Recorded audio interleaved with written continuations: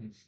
Okay, hi everyone. So I'm Smithy Q. I'm back. I apologize. I know it's been like 8 years since my last video, but someone left a really nice comment on my course, Smithy's Opening Fundamentals. Essentially asked 5 questions. I think they're 5 good questions. And hey, let's break the silence. Let's break the streak. Um, let's get a video answer. And so it starts off by saying, first question. And I'll try and see if I can make this better in post-production. Since I taught in my course that we should always develop our pieces, is it necessary to study openings and main lines like the London system, King's Gambit, and so on? Ah, is it necessary to study openings beyond just the opening principles?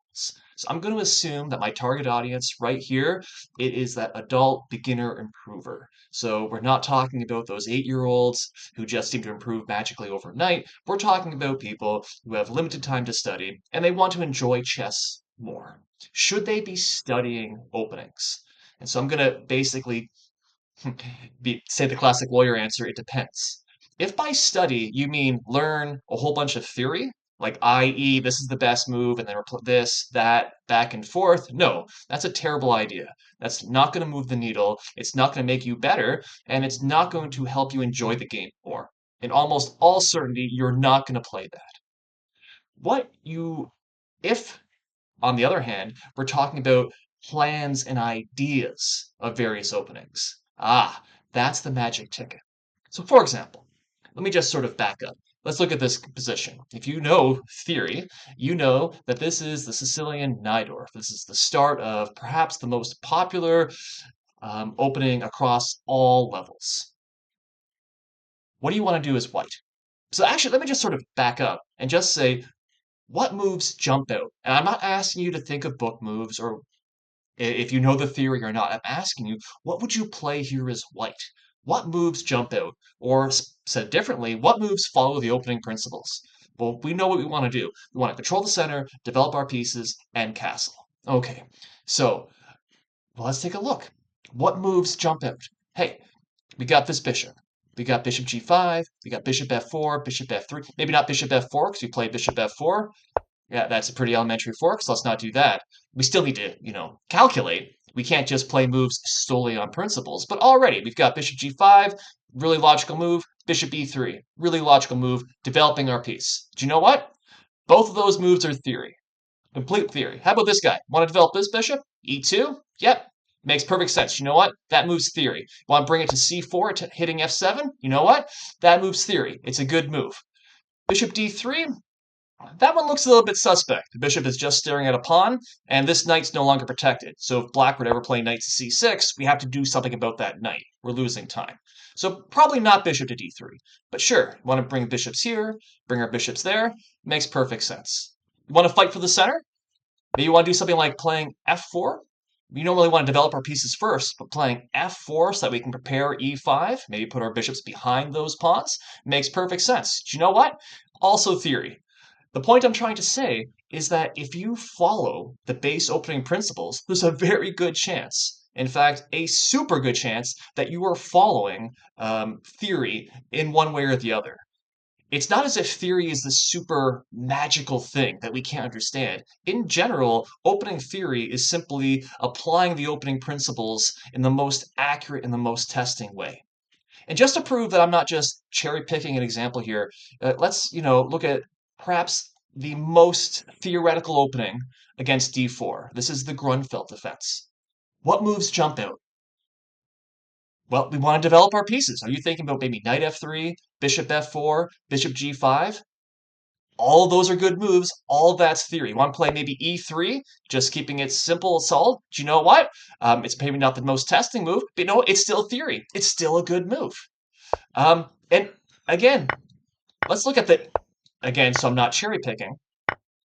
Here, this is the mainline exchange variation. So the most theoretical part, the most theoretical variation within the most theoretical opening against 1d4. What moves jump out? Again, let's just develop. Bring that knight out, makes perfect sense. Bring the bishop out, perfect sense. Get ready to castle. Maybe you can even throw this bishop over here if you really want to. They jump out. But now here is where, when I get to studying openings. We want to know or we want to understand what we're doing in the openings beyond just one move at a time. So, said differently, in this position, white has this huge, wonderful, super happy center.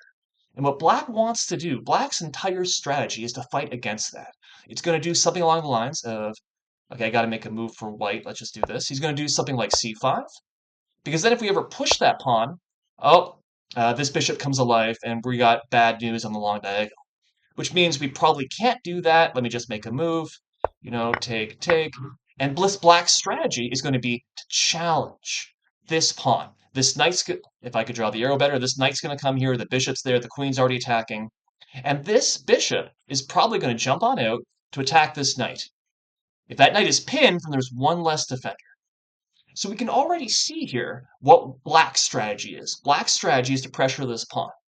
And if our knight is on f3, then it's vulnerable to that pin. Interesting. So maybe instead of putting the knight in f3, maybe it makes more sense to put the knight in e2, because then if there's ever a pin, we can block it with f3. But putting the knight on e2 right away, that blocks our bishop. So what if instead we played bishop goes to c4, and black will do the exact same thing, c5, maybe imagine take, knight c6, we're going to castle. 1, 2, 3 attackers. That doesn't work. So let's make sure we're still calculating. 1, 2, 3, 1, 2, 3. Perfect. And if black tries that pin, we're able to get away with f3. Aha. What I just explained is the thought process, the underlying ideas, underlying plan behind the main line for white. Is that hard to understand?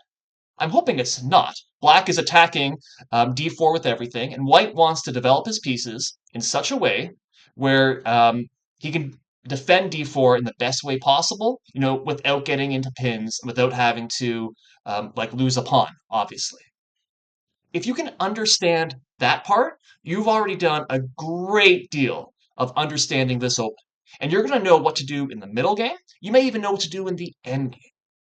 And if you can do this for every sub-variation throughout the opening, or the openings that you play in your repertoire, then that's essentially all you need to do. Just understanding goes so far. Let me give you an example. This is an opening that I play. E4, E5. This is the Scotch. And the most popular line that I've seen is Bishop C5. And I reach this position.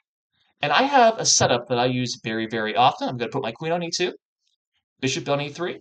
I'm going to castle. And then once black inevitably castles, I'm going to play, let's see if I can color it blue. Aha! I'm going to play F3, G4, H4, and I'm going to attack. So that is simply my idea, my concept, my plan in this position. I put my pieces on very normal squares for this opening, and then I just throw my pawns and I start the attack. That's all I know. There isn't any other secret theory, knowledge, or anything else. It's just that's the idea, and I follow it. Now, black might do something that completely stops this idea. For example, let's just put some moves on the board here. Maybe black will play h5 because now I cannot play my queenside play, so I'm gonna have to do something else. But I can still follow the principles. I know I need to castle. I need to control the center. Maybe I'll play f4 coming up. I got to be careful because if I play f4, that might run into a bishop g4 skewer. So again, I can't just follow these plans or follow the opening principles blindly. But I don't have to reinvent the wheel every time I play. And so when it comes to, do you need to study openings? So the long and the short answer is a little bit certainly can help. Learning a few plans and the ideas and the positions that you get the most is going to take you really, really far. It'll do 80% of the work. After that, you get really fast diminishing returns, very fast. So maybe you spend 2, 3 hours max. You learn the most common plans and ideas, and then you just go and play and have fun. That, if you're the average adult beginner improver up to that intermediate range, that's all you need to do. And that's all that I did. And even today, with all the chessable repertoires and all that, the main thing that I rely on are these ideas and plans, very, very general, that guides me throughout. All right, question 2. I don't know when to make pawn moves, since you say they're bad in the opening. Correct. Then my pawns remain on the second rank and only get activity in the endgame. That's perfectly fine. Perfectly fine. Um, Many beginners overvalue pawns. And I think sometimes chess teachers, we put this idea because there's this quote by Philidor, the great player in the 1700s, who said the pawns are the soul of chess, which is true. And then I still think beginners overvalue pawns. And often you'll notice when I watch a beginner play a game, when they don't know what to do, they make a pawn. I want to give you the exact opposite concept. These pieces are worth three, right? Queen's worth nine, a rook is worth five. You should be focusing on those guys. This guy is worth one. This guy's worth one. This guy's worth one. So every time you're making a pawn move, I mean, you're using the least valuable member of your army. You should be making pawn moves. The whole purpose is so that way the rest of our army, like the really powerful guys, are able to do something more. Here's a game. I just pulled up some of my most recent Blitz games. My victories, because I'd rather share my wins than my losses. Look at this. From this point forward, I don't make another pawn move. I don't make a pawn move. Why? Because I'm focusing on my pieces. Look at this. Black has made a whole bunch of pawn moves. Thanks, Black, because now he's got absolutely no development. I'm almost fully developed. Open e-file, f7 cashes in. And in fact, after this, the only defense to get checkmate is to get up the queen. He doesn't get up the queen, so I get checkmate. The point, I'm able to win a game against a 2100 player. I made three pawn moves in the entire opening. Another example. Here we go. My opponent, 2047. He makes a lot of pawn moves.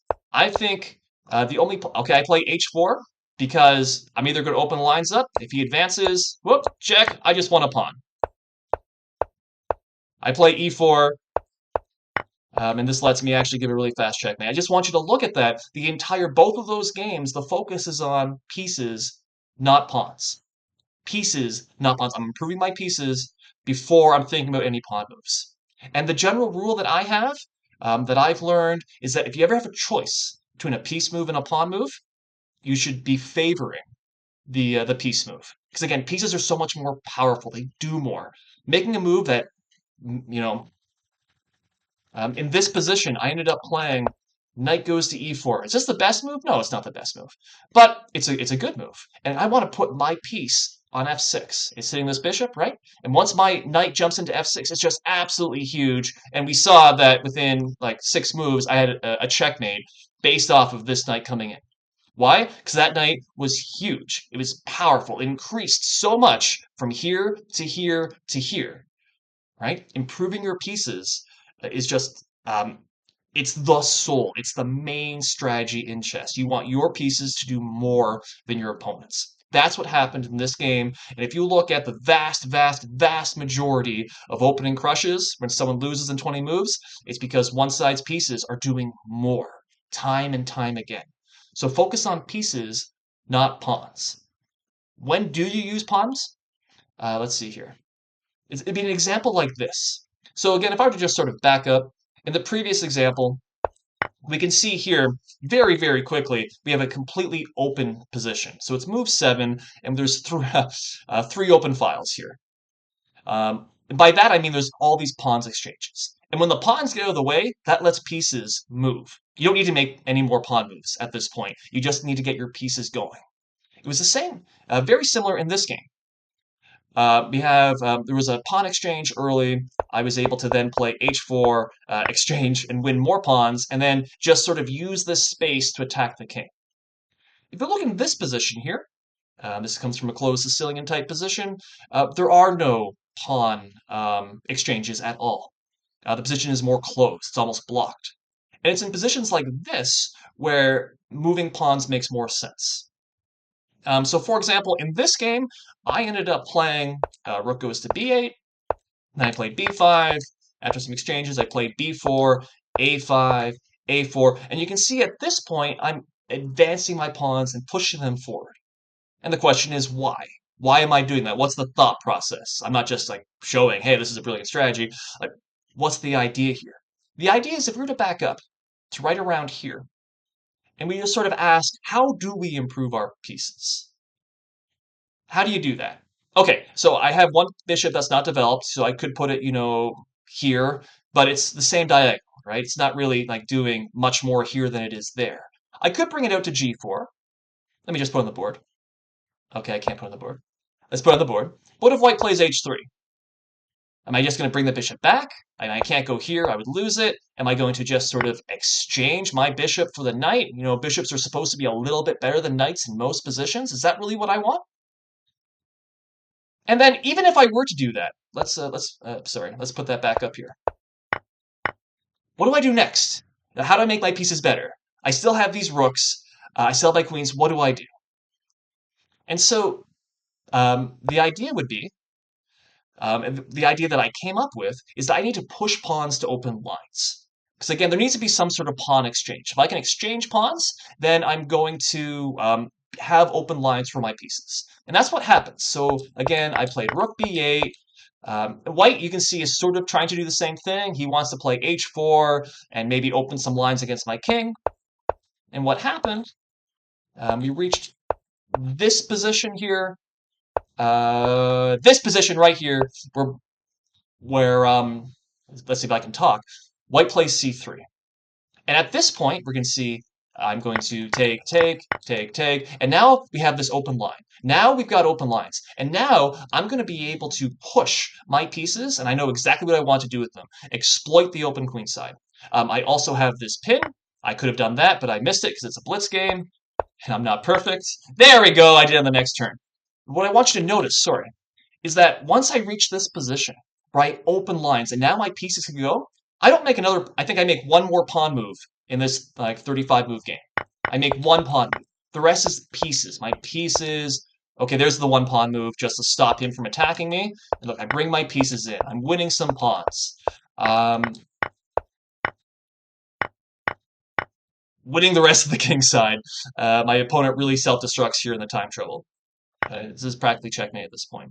So anyway, just the idea here is I move pawns up until the point my pieces could take over. Then you jump in with your, then you focus back on pieces. Focus on pieces, not pawns. Question 3. I find it difficult to play as black since there aren't many variations as black in my course. And I agree. Um, Unfortunately, just sort of by the way that I designed it, uh, I wanted to show good, interesting examples and not just someone randomly losing a piece, right? Because that's not very interesting. It's not very educational. And there's just not many good quality examples of black losing, of black winning very quickly. And I think we can actually see the idea why. Let me explain. We know that white wins more often than black. White has the advantage. So you can imagine something like, let's say white were to mouse slip at the first move and play e3, and then black plays e4, and then we play e4. So now it's as if the colors had reversed, right? So it's as if black is white, and so we'd have the Italian or something. And so in this example, losing time from white made a pretty big mistake, right? Losing a whole move. But it didn't really change a whole lot. And I think it becomes even clearer. Let's say white were to play h3, and then it's the exact same thing. So it's like you're playing black, but we got this free move in. And even though this is kind of one of those nothing moves, and I tell you not to do these moves in the course, it's not a move that's going to kill white. It's not as if it's a huge fatal move. In other words, like for example, normally black would want to do something like knight goes to g5 and do sort of the fried liver, but that's impossible because of that h pawn. So again, it's not a completely useless move, unlike the e3, e4 example I used earlier. And so, but compare that, there's a line I actually have in my course, e4, e5, knight f3, knight c6, bishop c5, h6. Almost the mirror image. But now white can go absolutely insane, do the full gambit, and at this point black is barely hanging on. So what I'm trying to say is that when you're playing black, you're walking a tightrope much more than white. White can get away with more. White has a bigger margin of error, um, just in general. And so it's just naturally harder to play as black. So welcome to the club. That's chess. I have two sort of pieces of advice I could give you. And this will apply to anyone who's playing black. The first one is again to just understand that thought process is as white. Again, you can see a mistake or you can see an inaccuracy. Someone's wasting time in the opening, and so you can gambit, you can sacrifice material, and you can try and end the game immediately. You have that prerogative as white. Whereas with black, you have to be a bit more restrained. If you see that white makes a mistake or an inaccuracy, like that whole sort of like H3 thing, that doesn't give you permission to try and kill white immediately. Just develop sensibly, and then if white makes another mistake, that's when your eyes can start lighting up. So that's just sort of the general thought idea. But then I think just sort of in general, as black, it's really, really useful, again, like I mentioned at the beginning, to have some sort of plan at the beginning. Right, you're not going to see your opponent play e4, the most common move, and then for you to try and think and figure out what you want to do then. No, it'd be really useful to have, something, some sort of general plan that you can follow. And in particular, it's really useful to have a plan that pushes pressure on your opponent, that makes your opponent have to answer questions. So, for example, the French defense is a great one because after e5, you've got a really simple plan. We're just going to pile pressure on that pawn. So you're going to play c5, I'll put that on the board. You're going to play knight c6, you're going to play queen b6, you're going to bring this knight over here, and you're just going to do everything that you can to target that pawn. And at the beginner level, you look at the 1000s up to the 1200s. I think on both websites, in all honesty, it's white very frequently just ends up losing that pawn. He's not prepared to handle that pressure. Another one, perhaps the best example against d4, is the Benko Gambit, especially if white fully accepts it. Because here, as black, you've got the easiest job in the world. You're going to play d6, g6, bishop g7, you're going to castle, you put the knight in d7, queen goes to a5, and you just have this all-game pressure against the queen side, and white frequently self-destructs. And you don't really need to know anything, except you're going to use these open lines on the king side, and there you go. If you have this plan, sorry, let me just sort of back up. The benefit of both of these is that if white does nothing, or white just plays random moves, you've got a clear plan that puts pressure on your opponent and can induce mistakes, and that's just what we want. By contrast, I see a lot of people, they play this queen d8 Scandinavian. Why? Because their next moves are all automatic. They're going to play this, they're going to play this, c6, e6, bishop somewhere, they're going to castle. But the thing is, this opening puts no pressure on white. White can do anything at all. White can play d4, white can play like the c3 and d3 setups, white can do the fianchetto. Shadow. If white just plays absolutely normal development, white gets a perfectly normal and good position. And the odds of white making a mistake in these positions are very, very low, like extraordinarily low. I played the Scandinavian, not this particular variation, and it's just white doesn't make a lot of mistakes. So I don't think this sort of opening is very good. But at the same time, I'm not going to be a gatekeeper. Play what you want. If that makes you happy, then do it. But that's sort of my general two-pronged approach as black. You need the proper mindset. So don't try and crush your opponent immediately. Be more gradual. And then on the other hand, it's very, very, I think, even more important as black to have some sort of game plan, whatever it is. Doesn't have to be huge, doesn't have to be 20 moves, right? Doesn't have to be 10 moves. It just needs to have some sort of idea of what you're going to do. If there's more interest, like let me know and I can try and actually give like a proper example about that. Question 4. How can you force tactics to appear? Because in most of my games, the only tactics that appear is the weakness on f7.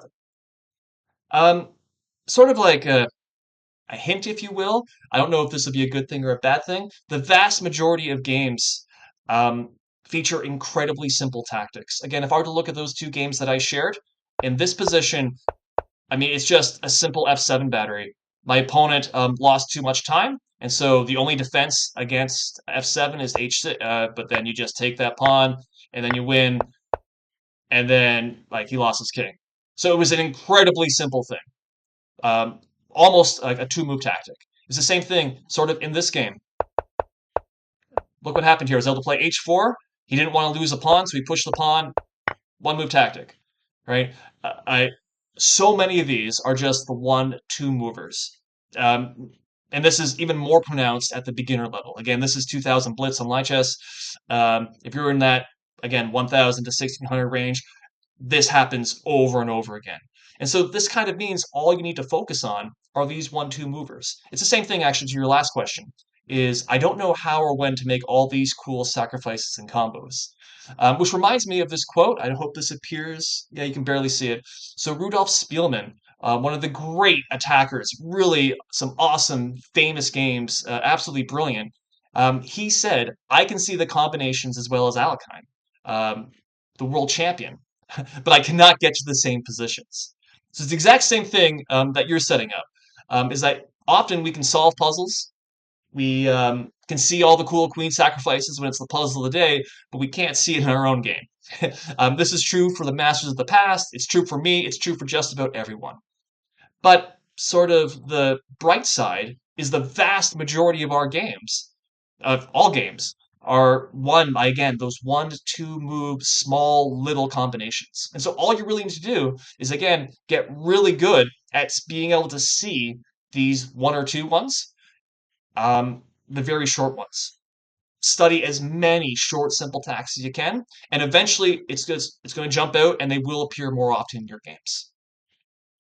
So I hope that was helpful. I hope that wasn't just me rambling on, but hopefully the dynamic board and again the actual audio visual is going to help answer those questions. And I imagine those are questions that many students had. I'm going to get into I have a whole bunch of video series that I have planned, but life is life is life sometimes. So I'm hoping to get into some of these in more details. But for now, let's cut it there. Thank you very much for the question.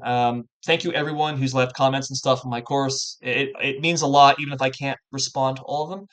Um, just thank you so much. Otherwise, we'll cut it there. So I'm Smithy Q. Take care, everyone. Bye for now.